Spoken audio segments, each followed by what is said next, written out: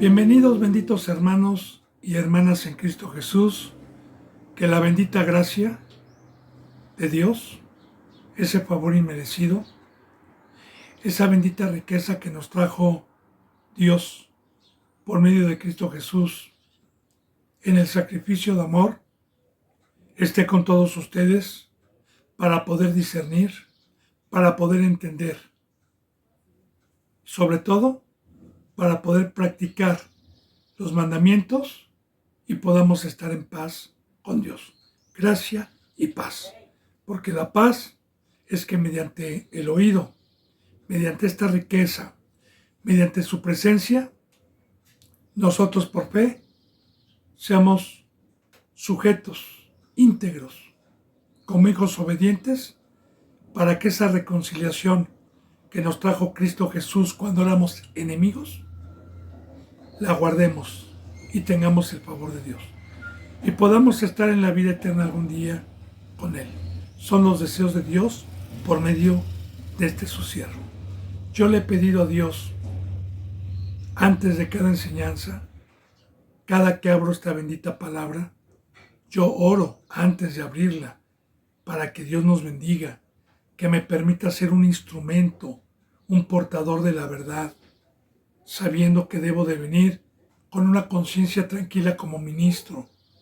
Y de igual manera le pido a Dios y le he pedido por todos ustedes, para que toque corazones, por todos los suscriptores, por todos los seguidores, por todos los que daban un seguimiento y ya no lo dan más, para que Dios los humille y los traiga de regreso, por los que estén predestinados el día de mañana para escuchar estas benditas enseñanzas, y por todos los que no conozco.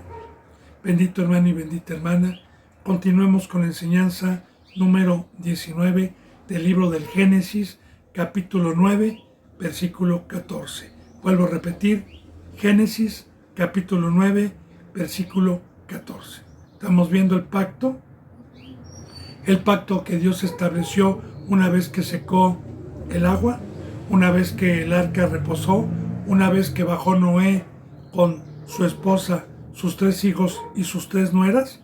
Estamos viendo un libro profético, estamos viendo como una sombra lo que hoy significa estas enseñanzas, que en su momento fueron historias vivas tal y como sucedieron, pero con un trasfondo espiritual el día de hoy.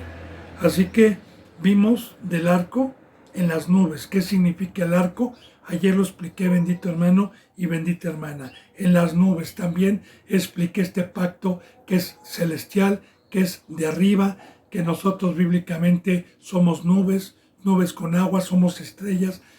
Como dice en Efesios capítulo 1, le doy gracias al Dios por habernos hecho sentar en los lugares celestiales. Así que seguimos con el 14, profundizando. Y sucederá que cuando haga venir nubes sobre la tierra, se dejará ver entonces mi arco en las nubes. Sí, cada que llueve, bendito hermano y bendita hermana, literalmente, en algunas partes, sobre todo cuando no hay contaminación, donde no hay ciudades, aquí yo he visto desde niño muchas veces el arco que ya le dije lo que representa. Pero como una sombra de lo que iba a venir, proféticamente, ¿qué significa el día de hoy? ¿Qué profetiza Dios? Que cuando haga venir nubes sobre la tierra. En el primer pacto no estaba la lluvia de Dios, que la lluvia representa vida, la lluvia representa la obra de Dios, la lluvia representa un Edén, el campo que nos trajo Cristo, porque el Edén, recuerda que significa huerto, de árboles, de frutos. Y en un lugar donde no hay lluvia, obviamente no se puede trabajar, no hay obra, no se puede sembrar. Todo con simbolismos. Cuando Cristo Jesús vino, vuelvo a repetir, en el primer pacto no hubo un fruto, no fuimos, o el primer pueblo no pudo fructificar, no pudo multiplicarse espiritualmente por medio del bautizo, por medio de la obra. No pudo. ¿Por qué? Porque no estaba Dios dentro de los seres humanos. porque no había sido derramado el Espíritu Santo sobre toda carne. Porque la sangre de los machos cabríos no pudieron traer la perfección, no pudieron traer a Dios. Para eso, el sacrificio de Cristo, para que viniera vida, para eso la resurrección, para eso el bautizo, para eso la presencia de Dios. Ahora, una vez que vino la presencia de Dios, nos tuvimos agua también, nos hizo nubes, nos hizo de arriba. Y aquí está profetizando, bendito hermano, sucederá que cuando haga venir nubes, que fue cuando Cristo Jesús vino, nos hizo nubes para regar, como dice, fíjese bien como dice en Corintios, porque a mí me gusta concordar para que no crea que estoy inventando, ¿no? En Corintios dice, en 1 Corintios, dice la palabra, ¿quién es Pablo? ¿Quién es Apolo? No somos más que servidores, uno es el que siembra y otro es el que riega, pero el crecimiento lo da Dios. ¿Tenemos el don los ministros de poder ser nubes y de regar? Claro que sí. El bautizo y de estar regando y cuidando en el huerto de Dios, que nos puso, como ya lo vimos también simbólicamente, desde el Edén. Entonces, nosotros somos nubes. Yo le decía ayer, por ejemplo, de Judas, que también habla de nubes sin agua, porque hay nubes también en el cielo que no están cargadas de agua. Ahí, en Judas, usted lo puede leer, que es un capítulo, habla de los falsos profetas y dice, estos o estas o estos son nubes sin agua, manejados por el viento, nubes sin agua, porque una nube cargada de agua, el viento no la mueve, el viento representa al enemigo. Pues yo le doy todas esas citas para poder profundizar y saber lo que cada versículo está profetizando. Recuerde, bendito hermano y bendita hermana, que nosotros ya vimos, el Antiguo Testamento es una sombra de lo que iba a venir, para acomodar lo espiritual a lo espiritual. Ahora, cuando hizo venir el pacto, cuando nos hizo ser de arriba, cuando nos llenó de agua, entonces fuimos a hablar del pacto. Fuimos a decir, Dios es Jehová de los guerreros, viene con un arco pero sin flechas. Viene a perdonar a los pecadores, no viene a destruir el planeta Tierra. Lo va a destruir, pero ahorita viene sin flechas. Viene con un arco, es Jehová de los guerreros, es el creador de los cielos y de la tierra. Es un Dios que va a destruir, pero ahorita en este pacto viene con amor, viene con paz, viene con un arco hermoso sin flechas. Y las nubes nos dejamos ver a los que creen. Y vamos nosotros a predicar el pacto, a predicar el amor de Dios. Por eso dice, y sucederá que cuando haga venir nubes sobre la tierra, se dejará ver entonces mi arco en las nubes. ¿Por qué? Las nubes es la iglesia. Y recordemos que dijo Cristo, y cuando venga el Consolador, Él convencerá al mundo de pecado. No las nubes, no, sino Dios. Entonces, Él se dejará ver en las nubes. Así como se dejó ver con Cristo, cuando le decían a Cristo, muéstranos al Padre y nos basta.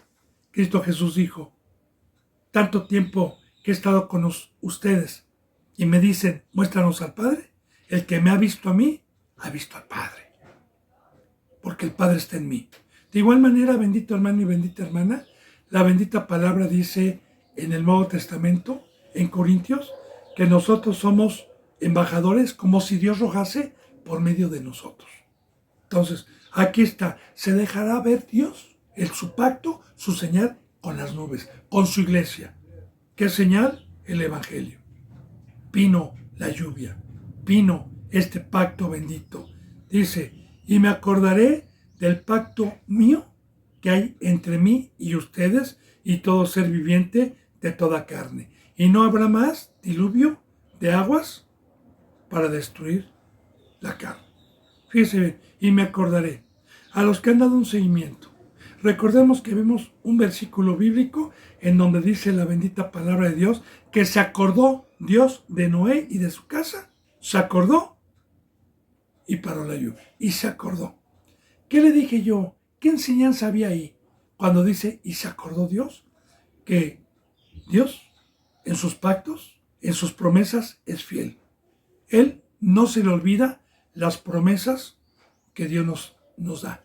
Y en este nuevo pacto, no se le va a olvidar Dios del pacto que estableció entre nosotros y por medio de Cristo Jesús y Dios. No se le va a olvidar el pacto que vino a establecer de que Cristo Jesús dijo, yo soy la paz. Todo el que me sigue tendrá paz. Yo los he venido a reconciliar. He venido a romper las cadenas del pecado. He venido para rescatarlos de Egipto, para sacarlos de la muerte, para sacarlos del mundo, pero la condición es que tomen su cruz, que no regresen para atrás y que se entreguen a ser para lo que fueron diseñados, para lo que fueron creados desde un principio, para servirme, para consagrar. Ese es el pacto, el día de hoy, el pacto de muerte, el pacto. Y de igual manera Dios dice que todo el que transgrede el pacto, entonces Dios se va a acordar de no destruir a los que guardamos. Pero de igual manera, Dios no va a guardar su destrucción para los que no guardan su pacto. Entonces, y me acordaré del pacto mío. Por eso, bendito hermano y bendita hermana, un ejemplo, ¿no? Para poder profundizar esta enseñanza, y me acordaré del pacto mío. Por eso es que Pablo, alguna ocasión, en una de las epístolas, que también está en los Corintios, él decía, a ver, Corintios, pongan atención. ¿Por qué muchos de ustedes se bautizaron por los muertos? Y les pone ejemplo. Y dice, ¿por qué, Corintios? Yo estoy en persecuciones, en peligros de los de mi nación, en peligro de los gentiles, en desvelos, en naufragios, con hambres. ¿Por qué estoy en esta obra? ¿Por qué estoy padeciendo? ¿Por qué estoy como apóstol llevando el evangelio en peligros, peleando con fieras, exponiendo mi vida? Y dice, porque si no hubiera resurrección, mejor comamos y bebamos. Entonces, ahí está, bendito hermano y bendita hermana, el creer en el pacto. Porque el pacto es, trabaja, sal y yo te voy a dar vida eterna. Ese es el pacto, ¿verdad? Ahora, yo también sé que si quebranto el pacto, entonces no soy acreedor a que Dios no me vaya a destruir. Esto solamente es entre los que guardan. Ahora, Pablo lo dejó todo, estaba padeciendo, prefirió padecer juntamente con Cristo que gozar de los deleites temporales, porque sabía perfectamente bien que Dios es fiel para acordarse de la obra que cada uno haga conforme a la fe. Que a Dios no se le va a olvidar todos aquellos que le dieron su vida, todos aquellos que fueron obedientes. Dios nunca se va a acordar del pacto, porque el pacto es dame tu vida y te doy vida eterna. El pacto es ámame y ama a mi prójimo y te vas a dar vida eterna. Entonces, me acordaré del pacto mío que hay entre mí y ustedes y todo ser viviente de toda carne, y no habrá más diluvio de aguas para destruir toda carne. Y aquí, ¿se acuerda que le dije que es el diluvio de aguas?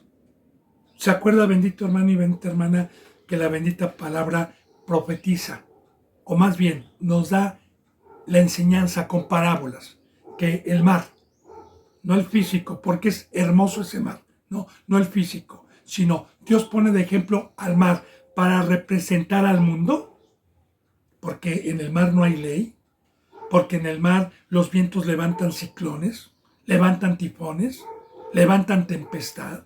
Por eso yo le dije que en el Nuevo Testamento hay muchísima enseñanza sobre las barcazas, sobre los discípulos, sobre los vientos, sobre los mares que pegaban en el arca.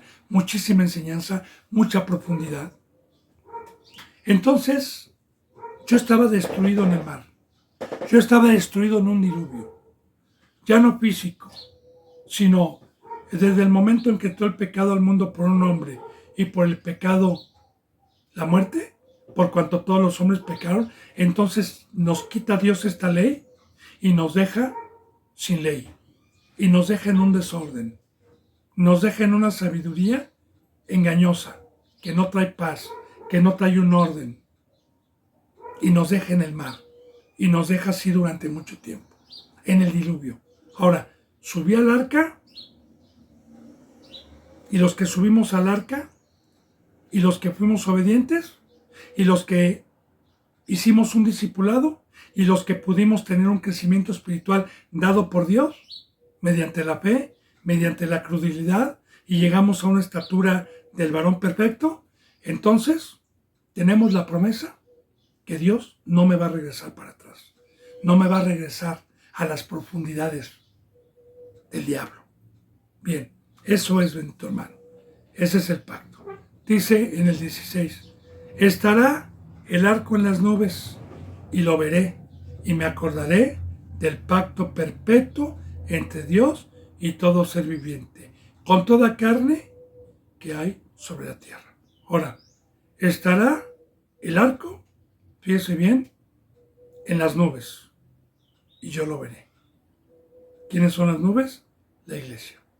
¿En dónde está el pacto que Dios hizo con su iglesia? No con los del mundo, con los que somos de arriba, con los que somos nubes. Y lo veré. Porque Dios también nos da según las obras que cada uno hagamos.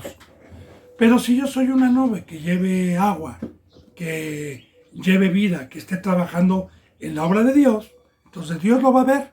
No se le va a escapar, como dice en el Nuevo Testamento, ¿verdad? Que todo lo que hayamos hecho mientras estuvimos en el cuerpo, sea bueno o sea malo, así lo dice la palabra, Dios nos va a dar el pago a cada uno, sea bueno o sea malo, mientras estuvimos. Lo está viendo a todos los que somos nubes, a todos los que estamos arriba, a todos los que estamos en un ministerio. Si yo, bendito hermano y bendita hermana, no lo digo para jactancia, perdón, toda la gloria es para Dios, porque yo antes era un animal, sin la cabeza de Cristo Jesús. Pero si yo tengo ya 17 años en la cruz, totalmente muerto al mundo, que mi carne me pide un descanso, mi carne me pide vacaciones, mi carne me pide fiestas, mi carne me pide dinero, mi carne me pide deleites, vacaciones, un rato en el mar, un rato. Y yo, por otro lado, peleo y hay una batalla y mi espíritu me dice, no, este es tu alimento, no, tienes un pacto, no, Dios lo está viendo. Entonces, como dijo Pablo, ¿por qué estoy peleando? ¿Por qué estoy en desvelo? ¿Por qué estoy en naufragios? Porque Dios está viendo. Y Él se va a acordar de su pacto con los de arriba, con los de que somos nubes, con los que somos agua. Y nunca nos va a desamparar, ni nos va a destruir. Y aparte nos vamos a ir a la vida eterna. Alabado sea Dios. Y esta es la fe, bendito hermano y bendita hermana, porque nosotros estamos en un pacto de fe. Y fe es tener la convicción, la certeza, la seguridad de lo que no se ve y se espera.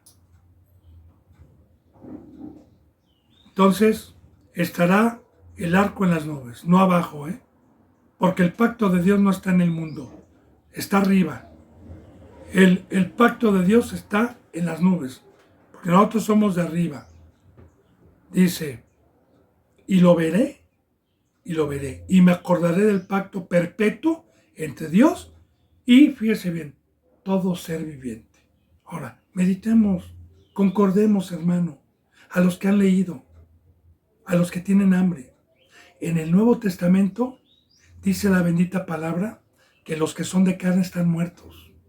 Acuérdese una cita bíblica que dijo Cristo. Cuando alguien lo quería seguir, le dijo, deja que entierre a mi padre que acaba de morir. Y él dijo, no, deja que los muertos entierren a sus muertos. Hablando de que la gente que está en barro, también está muerta. Muerto es separado de Dios. Ahora, por un hombre entró el pecado al mundo y por el pecado la muerte. Romanos 5:12. Yo siempre le cito esa cita bíblica. Ahora, todos estábamos muertos. Entró la muerte. ¿Cuándo fui un ser viviente?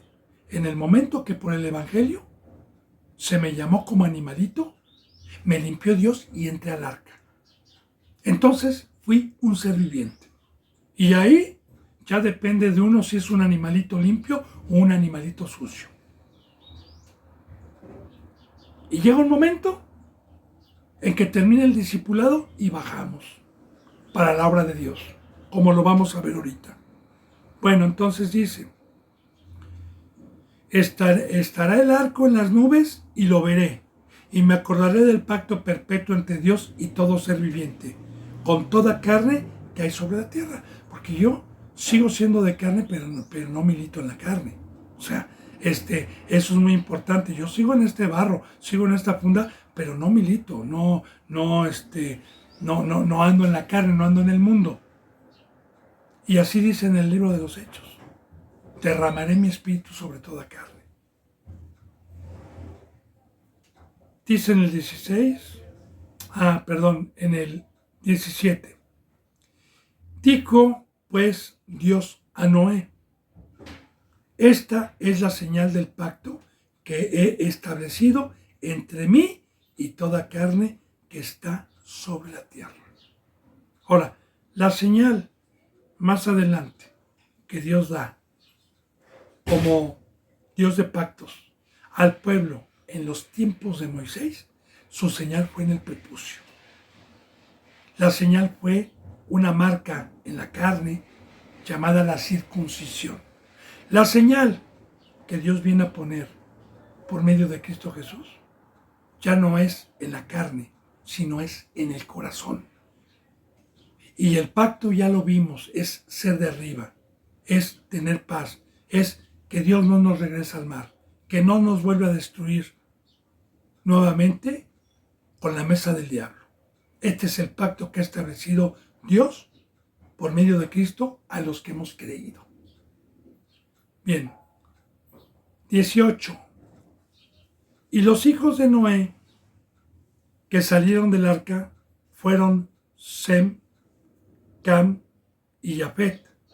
Y Cam es el padre de Canaán. Muy importante. Acuérdese, bendito hermano y bendita hermana, que la bendita palabra, cuando fueron expulsados Adán y Eva del Edén, que Dios dio una sentencia tanto a la descendencia de la serpiente como a la descendencia de la mujer. Ahora bien, ¿de dónde sale la descendencia de la serpiente? Bueno, ya vimos que Dios acabó con el pecado. Ya vimos que no había pecado aquí. Todavía. Ya vimos que habían 8 personas que bajaron del arca. Ahora, fíjese lo que va a profetizar aquí, bendito hermano y bendita hermana. Vamos a profundizar mucha enseñanza, muchísima enseñanza. Pero a mí la que me importa primeramente es la espiritual. ¿Sí? Recuerde que los 3 hijos de Noé y las 3 nueras representa la iglesia que terminó un discipulado y que se le secaron las aguas para empezar una obra abajo. Eso recuérdelo. En el mundo ya le dije yo a los que van dando un seguimiento, les concordé citas bíblicas, por tanto vayan a todo el mundo, etcétera, ¿no? Bauticen en el nombre del Padre y los que ya podemos caminar en el mar, los que se nos secaron las aguas. Ahora, aquí va a hablar de todos los que por Dios fuimos escogidos y llegamos a tener un crecimiento como Judas. Porque Judas fue llamado.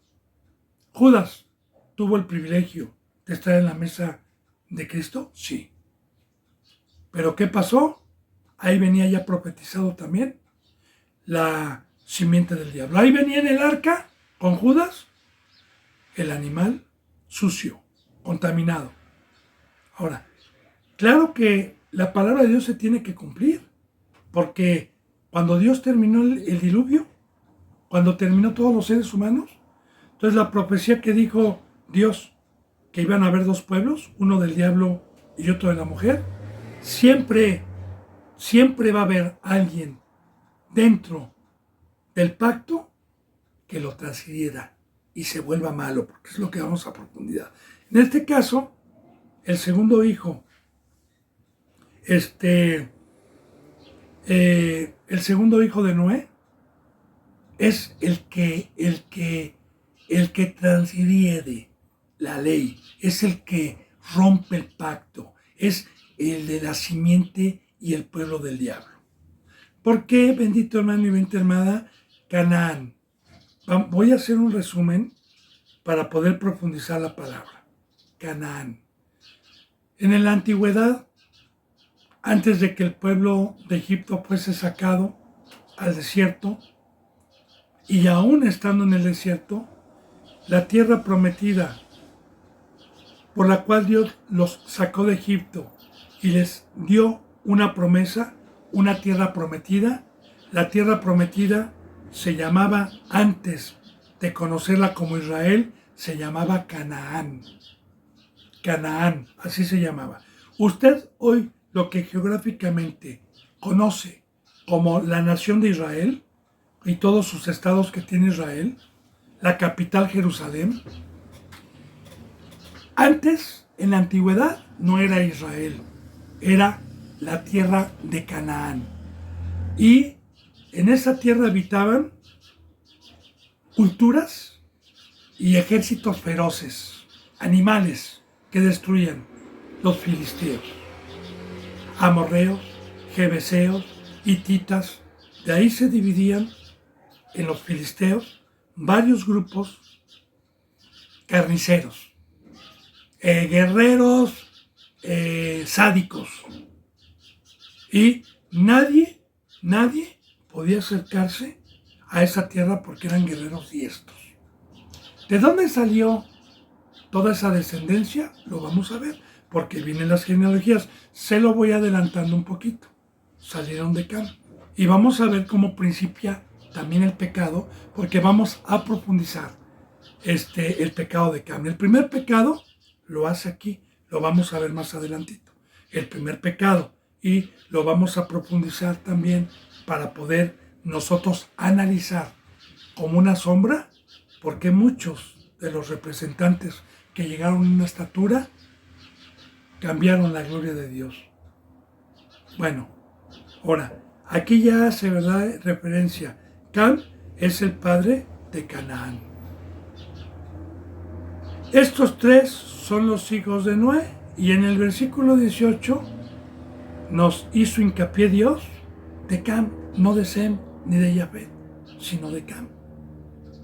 Por eso es que me detuve a hacer un resumen para que usted vaya analizando. De hecho, del primer hijo de Sem, vamos a ver las genealogías. De ahí sale todo el pueblo hebreo. Todo el pueblo hebreo. De ahí viene Abraham, nacido. De Jafet nacemos todas las demás naciones. Pero bueno, de hecho de los de Cam ya no existen. Es una nación que ya la borró Dios. Los filisteos, esa nación que había de Canaán ya no está. Fue una sombra nada más que Dios permitió. Usted puede ver y profundizar quiénes eran estos en el tiempo de Josué, cuando pasan a la tierra prometida, y cómo Josué va a una batalla contra ellos para despojarlos de esa tierra y que pasara a ser del pueblo hebreo. Está toda la historia de Josué, ahí está. ¿Quiénes eran los filisteos? ¿Qué culturas, qué adoraban? Bien, bueno, dice en el versículo 19, estos tres son los hijos de Noé, y de ellos fue llena toda la tierra otra vez. Se multiplicaron, ¿verdad? Fue llena la tierra. Como Dios les dijo, multiplicaos y llenad la tierra. Recuerda que también proféticamente, bendito hermano y bendita hermana, de los primeros discípulos que bajaron del arca, Cristo Jesús los mandó a multiplicar y se llenó la tierra y nos multiplicamos. Claro que estamos en los tiempos de apostasía, pero todavía hace 100 años había un auge en el cristianismo recto, en el verdadero. Bueno, entonces dice, después, en el versículo 20, después comenzó Noé a labrar la tierra y plantó una viña. Muy importante, porque también lo que vamos a ver de la embriaguez de Noé está muy mal comprendido, como todos los versículos, como los gigantes, como, bueno, como la serpiente. Olvídese, hermano, cómo tuercen las escrituras. Y sí, pues son profetas adivinos que se las pasan adivinando. Unos dicen unas cosas, otros dicen otras cosas. Pero yo le doy gracias a Dios de que nos pueda revelar su sabiduría. Y recuerde, bendito hermano, yo no me jacto. La sabiduría es de Dios. Dios me la presta nada más. Y si me la presta, es para los mansos, para poder transmitir una enseñanza, concordando y profundizando, para que lo que Dios me va a permitir decir, así como me ha dicho de otras enseñanzas, siempre lo concuerdo. Bueno, entonces fíjense bien, una vez que bajó Noé, después comenzó Noé a labrar la tierra y plantó una viña. Acuérdense bien, ¿qué significa Edén? ¿Cuál fue el trabajo que Dios le dio una vez que Dios formó al hombre? Una vez que Dios formó al hombre y le dio ayuda idónea, ¿para qué lo puso en el Edén? Para labrarlo. Vaya viendo. Ya vimos nosotros la sombra de lo que es. Y lo voy a volver a repetir, hermano. ¿Qué es labrar la tierra el día de hoy? Bien. Cuando entró el pecado al mundo, simbólicamente, la tierra se quedó sin agua, la tierra se quedó en un desierto, se quedó sin vida, no había obreros porque no había agua. No, así como en un desierto, no hay gente que trabaje porque no hay vida, porque no hay un Edén, no hay una buena tierra. Ahora, así estuvo todo el tiempo que entró el pecado, así estuvo el mundo. Dios, en su amor, estaba preparando mediante un pueblo para que se nos regresara esa bendita obra del campo.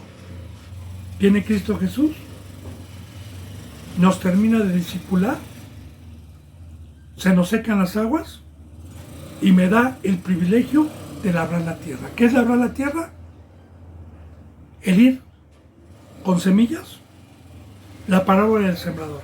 El ir, arar, ablandar la tierra dura que estuvo sin agua durante mucho tiempo, que son los corazones de piedra, corazones duros, pero por medio del agua, que es el Espíritu Santo, por medio del Evangelio, llega uno a esa tierra seca y cuando el Espíritu Santo le toca el corazón, en ese momento con el Evangelio estamos ablandando su corazón, estamos labrando para meterle la semilla, que es el Evangelio.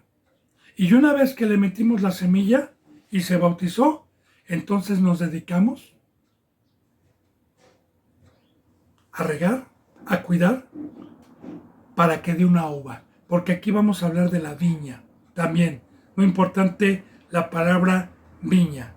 Mire, después comenzó Noé a labrar la tierra y plantó una viña. Ese bendito campo que Cristo Jesús nos trajo. ¿Por qué una viña? ¿Qué es una viña? ¿Qué representaba una viña en el Antiguo Testamento como conocimiento? Bueno, en una viña era un terreno fértil, con buena tierra, donde se sembraba, donde se cuidaba la cosecha y daba uvas. Yo quiero decirle que de este fruto de la uva se saca el vino tinto, el vino de mesa, conocido como vino tinto.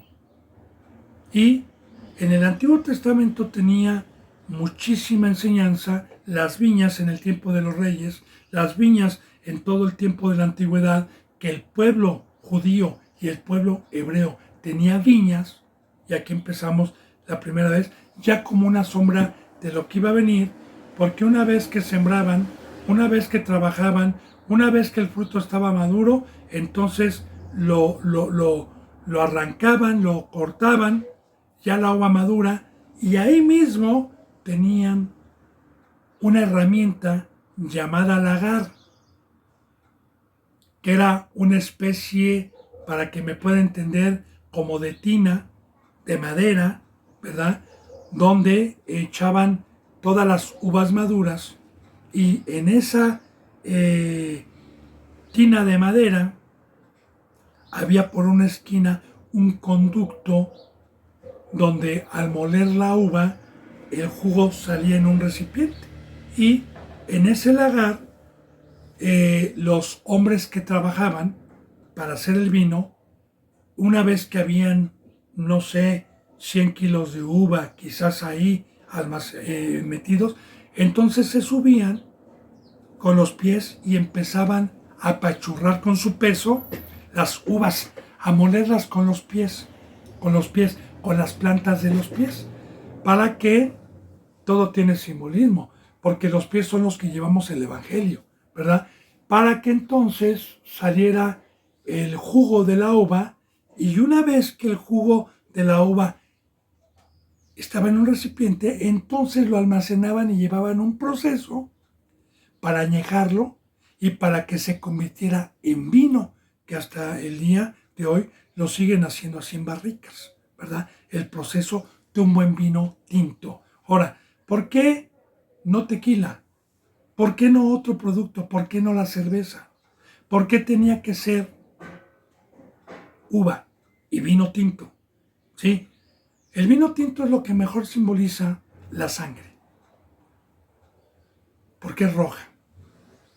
También recuerden la última cena que la copa en la que bebió Cristo y dio a beber fue de vino. Y fue un vino rojo. Recuerde las bodas de Caná. Yo por eso le digo, siempre le voy a concordar para profundizar cada enseñanza que Dios me permite. Recuerde en las bodas del Caná, el primer milagro que hizo nuestro Señor Jesucristo. Fueron unas bodas en Caná, donde se terminó el vino y su madre le dijo, hijo, el vino se ha terminado. Y Jesús le dijo, ¿qué tienes conmigo, mujer? Mi hora aún no ha llegado. Usted léalo, en San Juan, las bodas de Caná. Así lo dijo, literalmente, María. Así le dijo Cristo, perdón. ¿Qué tienes conmigo, mujer? Mi hora todavía no ha llegado. ¿Qué tenía que ver la respuesta con lo que con lo que María le decía? Se ha terminado el vino. Ahora, Jesús cuando dijo, ¿qué tienes conmigo, mujer? Todavía no llega mi hora, porque Cristo Jesús el primer milagro lo hizo cuando estaba empezando su ministerio y hasta después de 3 años y medio fue a la cruz. No ha llegado mi hora. ¿Qué estaba diciendo Cristo? Estaba comparando el vino con su sangre. Con la sangre que iba a derramar. Por eso la última cena. Ahora bien, sabemos que Cristo Jesús de 6 tinajas, que eran de agua, que es el primer pacto, y las tinajas que habían ahí eran del primer pacto, eran del templo, eran de los sacerdotes. Cristo Jesús las convirtió en sangre, porque de igual manera a mí me vino a convertir del agua, del mar, me vino a convertir, por medio del bautizo, me vino a convertir en sangre. ¿Y qué sangre? Que estoy consagrado los 365 días del año con año, en la obra de Dios, en este camino. Ni una gota de sangre para el mundo. Y ahora bien, nosotros los obreros, porque Cristo Jesús nos trajo un campo, que es el Evangelio.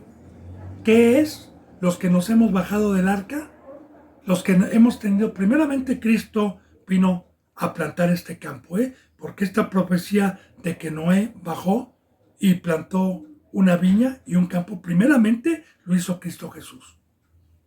Y luego nos lo pidió a nosotros, los que bajamos del arca. ¿Qué nos pidió Cristo? Bajar del arca y la herencia que me dio, que es el campo, trabajarla. Pero el que trajo el campo fue Cristo Jesús. El que trajo el campo. Ahora, ¿cuál es el simbolismo? Él me trajo semilla para que dé uva, en este caso. ¿verdad? Como también nos habla en San Juan de la parábola de la vid. El pámpano que no lleva fruto va a ser cortado. Nos habla de un pámpano, pero el pámpano que permanece lleva mucho fruto. Parábola que está en San Juan de la vid. también. Ahora bien, nosotros se nos regresa el Edén, como a Adán y a Eva, en el nuevo pacto, para arar con el Evangelio, para llevar la semilla, para regar. Ahora, una vez que nosotros estamos cuidando, no debe de dar un fruto de espino ni nada, porque la semilla y el Evangelio debe de dar el fruto de una uva para que entonces Dios lo convierta en, en, en sangre, en una consagración, porque el pacto es que fuimos comprados. El pacto es que soy un sirviente. El pacto es una separación total al mundo. Todo es con simbolismos. Yo le hablaba ayer también de la sangre, lo que significa la sangre, el alma, la vida. Entonces, yo espero que vayamos entendiendo, bendito hermano, porque el campo que nos trajo Cristo Jesús, hoy, está totalmente dando espinos. Hoy está dando cardos. Hoy no hay iglesia que ofrezca uva y que la muela para hacer la sangre, para estar en la cruz, para una consagración para Dios. No hay. Y si la hay, son muy pocas. Y yo quisiera, y le pido a Dios, conocer una de ellas, para esperar juntamente a Cristo, fortaleciéndonos. Yo siempre le pido a Dios a eso. Si usted conoce una, preséntemela, por favor, se lo pido en el nombre de Cristo Jesús. Bien. Bueno, entonces,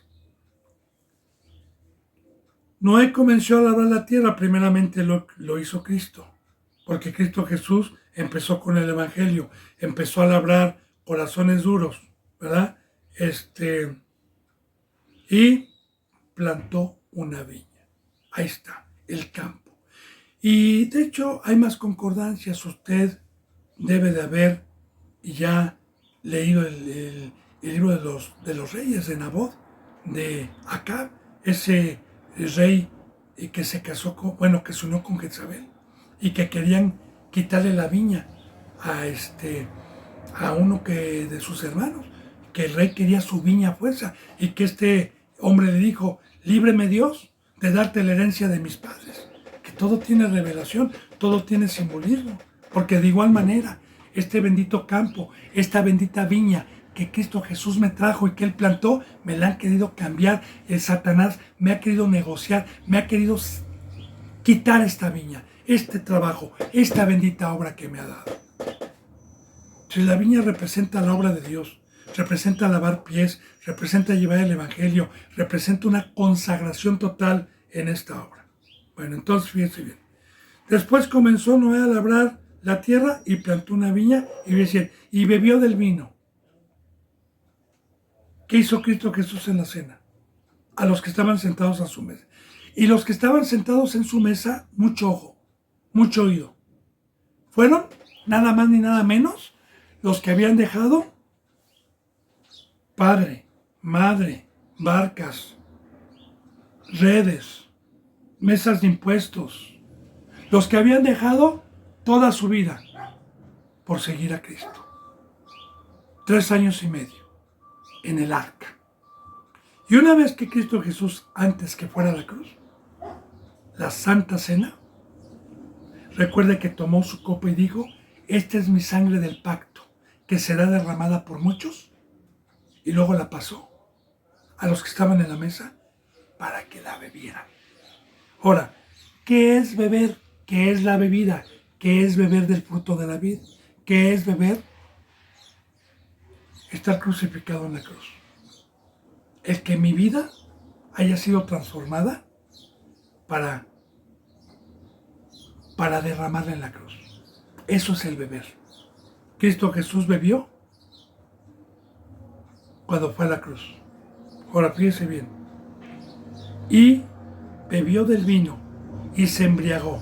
Ahora, aquí muchos dicen que es pecado, que qué pasó. No saben discernir. Fíjese lo que dice la palabra. Antes dice: no se embriaguen donde hay disolución.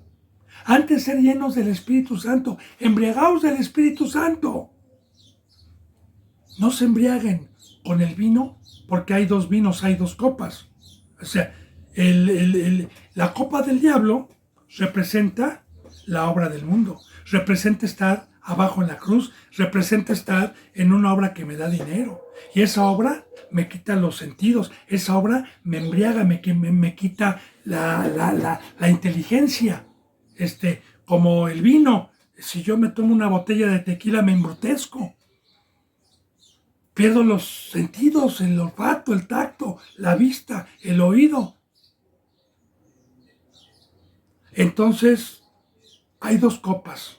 Una que bíblicamente, pero no lo digo yo, bíblicamente me quita los sentidos espirituales, como lo dijo Pablo. Pero me temo que como la serpiente con su astucia engañó a Adán y a Eva, sus sentidos sean de alguna manera afectados de la sincera fidelidad de Cristo Jesús. Porque yo empiezo a tomar, Satanás a mí me dice, tómate nada más una, mira, deja un día de descanso, vete un día de campo, deja un día, ven, tómate un tequilita. Basta con empezar con uno para que me jale, hermano. Por eso yo prefiero, porque Cristo Jesús me dice, aquí está mi copa. ¿Cuál es tu copa? Mi obra.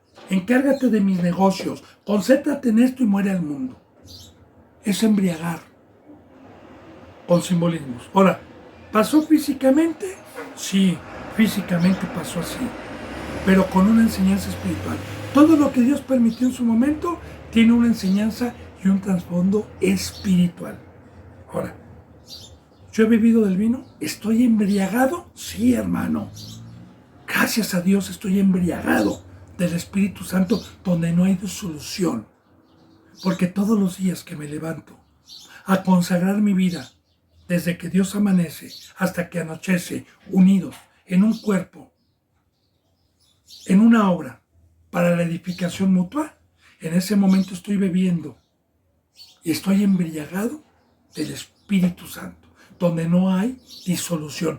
Conste que estoy tocando versículos bíblicos en el Nuevo Testamento.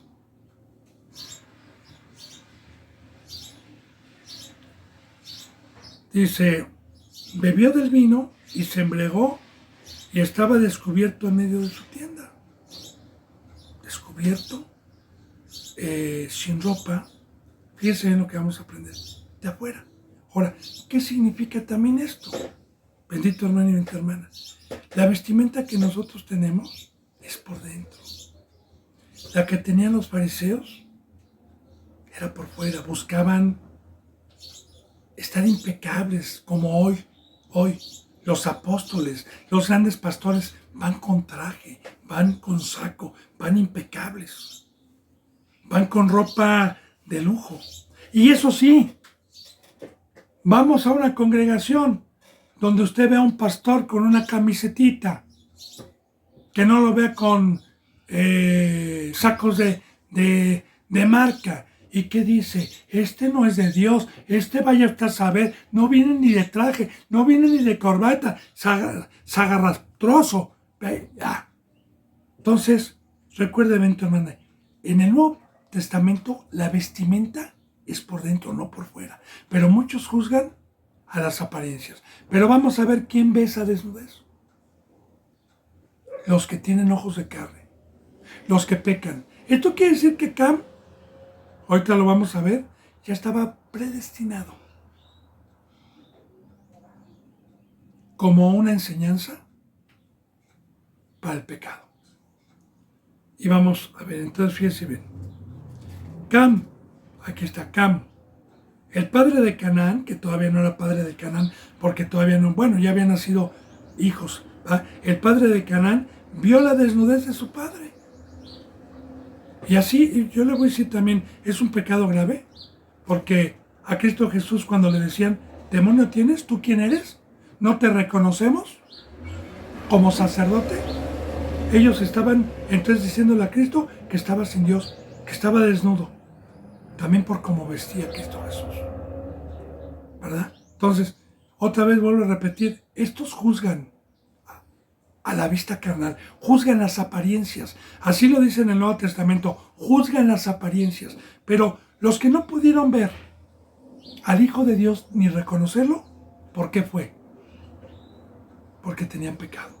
A los que a Cristo Jesús le decían Belial, ¿tú traes demonios? ¿Quiénes eran?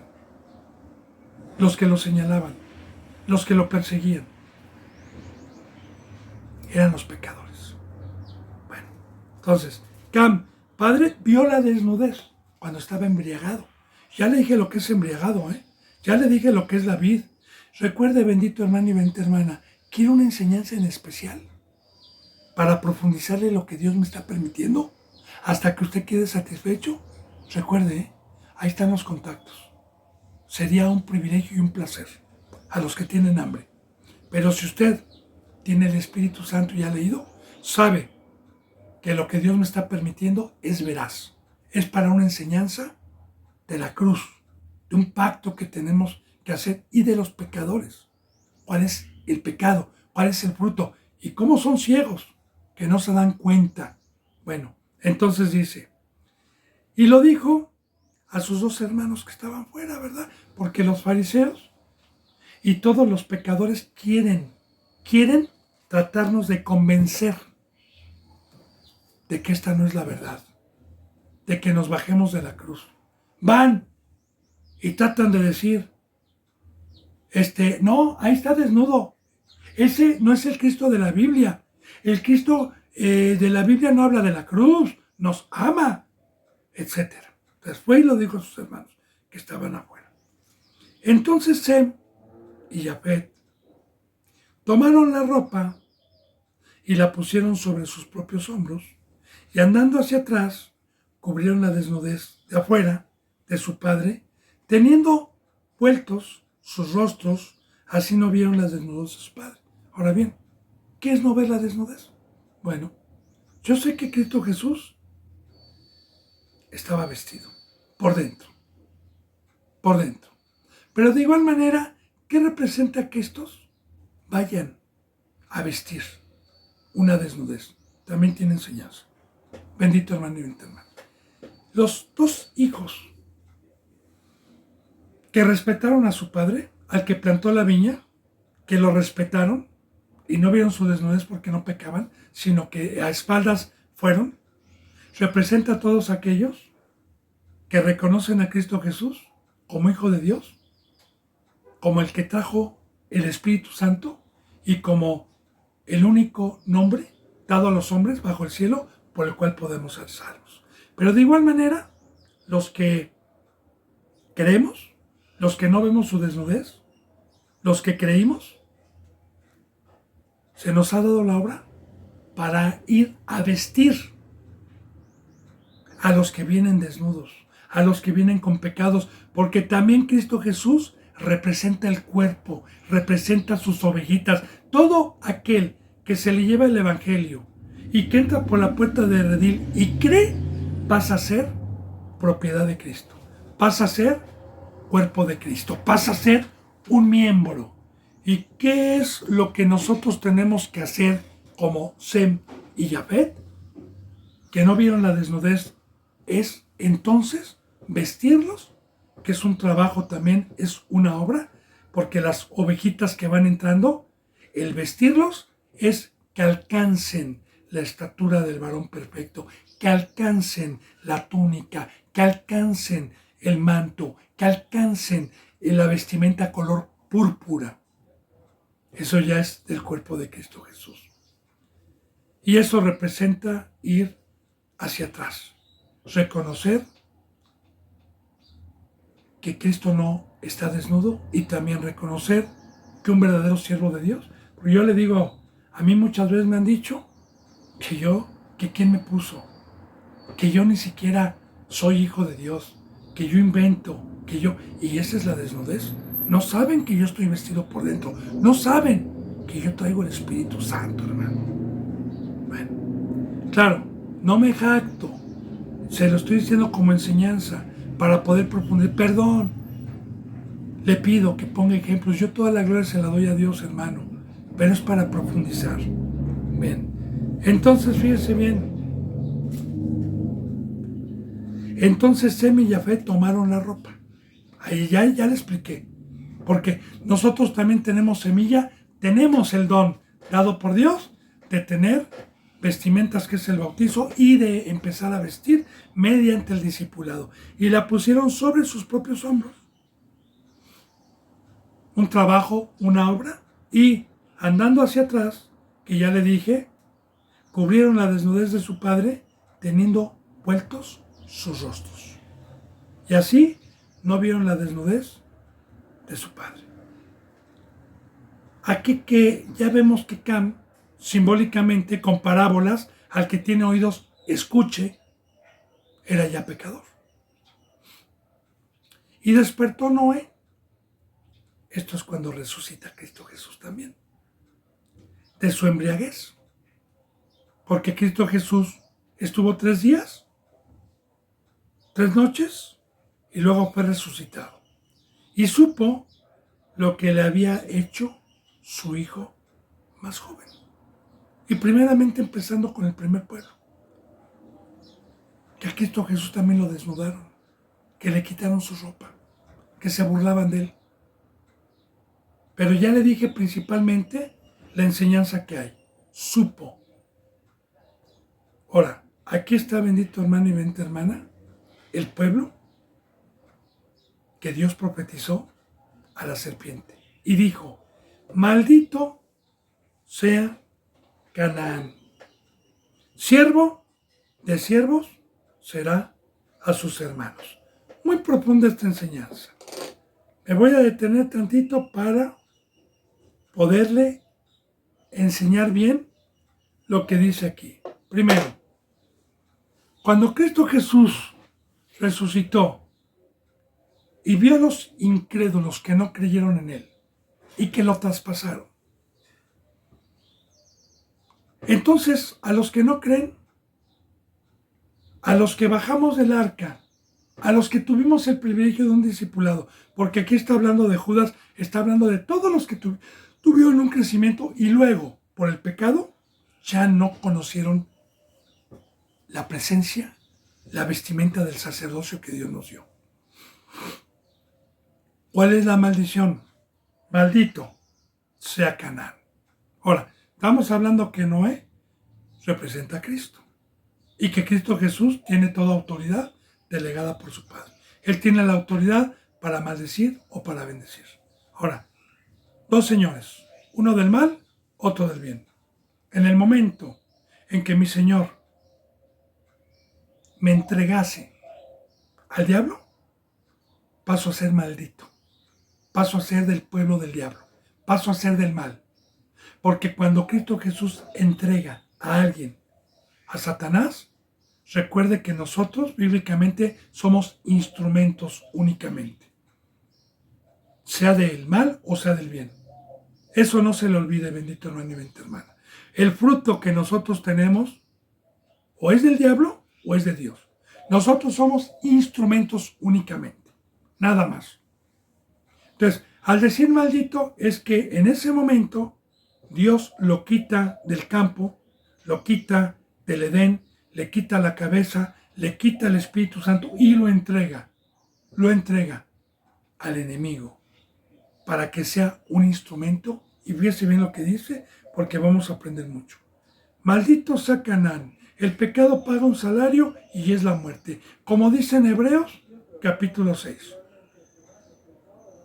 Y lo puede leer, dice así, que los que una vez fueron iluminados y gustaron del don celestial, tuvieron un crecimiento, llegaron a ser como Cam, estuvieron en el arca, tuvieron el privilegio de bajar, así lo dice, los que una vez fueron iluminados y gustaron del don celestial, el don es un misterio, y recayeron, es imposible que sean perdonados para arrepentimiento, ya no se puede. ¿Pero qué es? Y recayeron. Bueno, la palabra caer es una vez, la palabra recaer es 2, 3 veces, ¿verdad? Y el mismo pecado. El que practica el pecado es del diablo. O sea, aquí me da a entender que Cam, por el pecado, no pudo darse cuenta de la vestimenta y de la embriaguez de su padre y de la viña. no se pudo dar cuenta de este pacto, de esta bendición, como muchos hoy, como los pecadores, no se dan cuenta.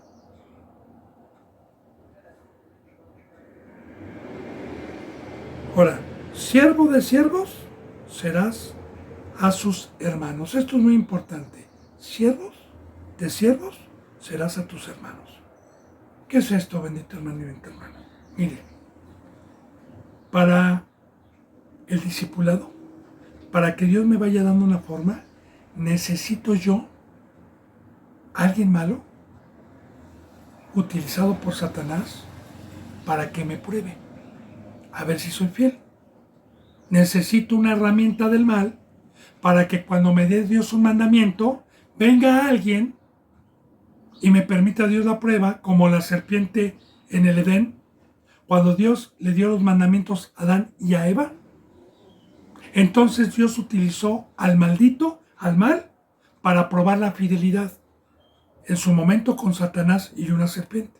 Ahora bien, todos aquellos que transgreden la ley de Dios y Dios los entrega a Satanás, van a ser utilizados por Satanás y lo va a permitir Dios para que sean servidores y sirvientes míos, para venirme a probar, para tratarme de convencer de bajarme de la cruz, para tratarme de llorar, y ahí es una obra que Dios les está permitiendo, y aparte de esta obra que Dios les está permitiendo, se van a ir. Por eso dice, ama a tus enemigos. Y cuando te pida un vaso de agua, dáselo. Porque yo amo a mi enemigo. ¿Por qué lo amo? Porque gracias a mi enemigo, gracias a que Satanás está aquí, puedo ser probado para que Dios vea mi fidelidad. Porque si Satanás no hubiera estado aquí, si Satanás y el mal no estuvieran aquí, ¿cómo seríamos probados? Para ver quién me vendría a poner una seducción, una tentación. ¿Quién vendría a tratarme de separar? Pues nadie. Yo necesito un gimnasio. Necesito sirvientes del mal para que vengan a incitarme y para que Dios vea en la prueba que me permite a ver si soy fiel, a ver si no me espantan.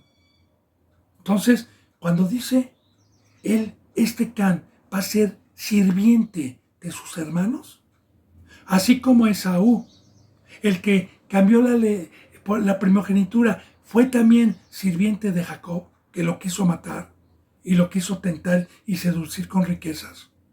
Así de igual manera, bendito hermano y bendita hermana, todos aquellos que transgreden la ley de Dios, todos aquellos que regresan para atrás, se vuelven un instrumento del diablo para servirnos a nosotros. Mañana voy a poner algunas enseñanzas más, voy a profundizar un poquito más, bendito hermano y bendita hermana,